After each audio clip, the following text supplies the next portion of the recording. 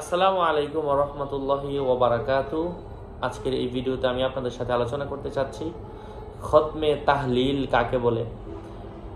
তো এটা হচ্ছে এমন একটা খতম, এই খতম পাঠ করলে আল্লাহ সুবহানাহু ওয়া তাআলা যত কঠিন থেকে কঠিন উদ্দেশ্য হোক না কেন সেটার মধ্যে একটা পরিপূর্ণতা দান করেন, কামিয়াবি দান করেন, বরকত দান করেন, ফজিলত দান করেন। যে কোনো কাজের মধ্যে বরকত হয়, আয় হয়, উন্নতি হয়, সফলতা আসে।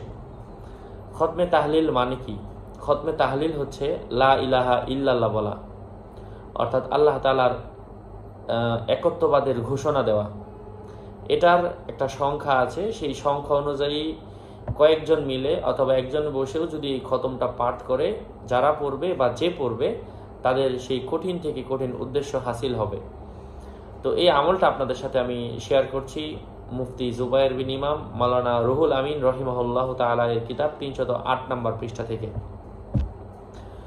তো আমি আপনাদের কাছে খতমের দোয়া এবং নিয়ম শেয়ার করার আগে 10 সেকেন্ড একটা ছোট্ট কথা শেয়ার করছি। আমার ভেরিফাই চ্যানেলের লিংক আমার ভেরিফাই ইউটিউব চ্যানেলের ডিসক্রিপশন বক্সে দেওয়া, এর বাইরে অন্য পেজ নাই। আমার নামে হাজারো পেজ অথবা হাজারো বিভিন্ন নাম আমার বিভিন্ন ভিডিওগুলো দিয়ে হাজারো মানুষকে এভাবে নানান ধরনের কথা বলছি, যেন সাবধান।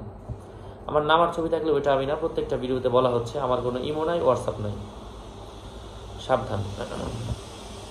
খতমে তাহলিলটা কি?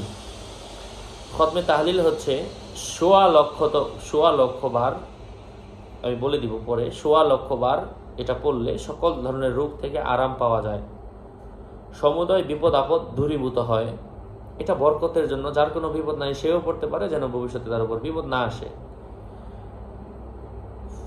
রোগীর নিকট যদি রোগী বেশি অসুস্থ থাকে, তার পাশে বসে যদি এটা পড়ে, রোগীর কানে কানে যদি রোগী একটু শুনতে পায়, খোদা চাহে তো 20,000 বার রোগীর পাশে পড়লেই রোগী আরাম একটা শান্তি অনুভব করবে।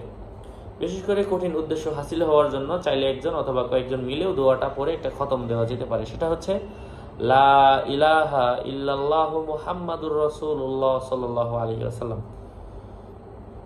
ঠিক এতটুকুই, এটা 1.25 লক্ষ বার পড়তে হবে।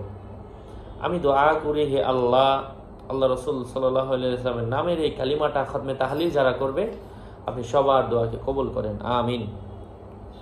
আরও আপডেট পেতে আমাদের সাথেই থাকবেন। ডিসক্রিপশন বক্সে পেজ এবং আইডির লিঙ্ক দেওয়া, আগেও বলেছি আবারও বললাম, সাবধান থাকবেন। বারবার বলার পরেও সাবধান না হলে এর দায়ভার কোনোভাবেই আমি নিচ্ছি না। আসসালামু আলাইকুম ওয়া রাহমাতুল্লাহি ওয়া বারাকাতুহু।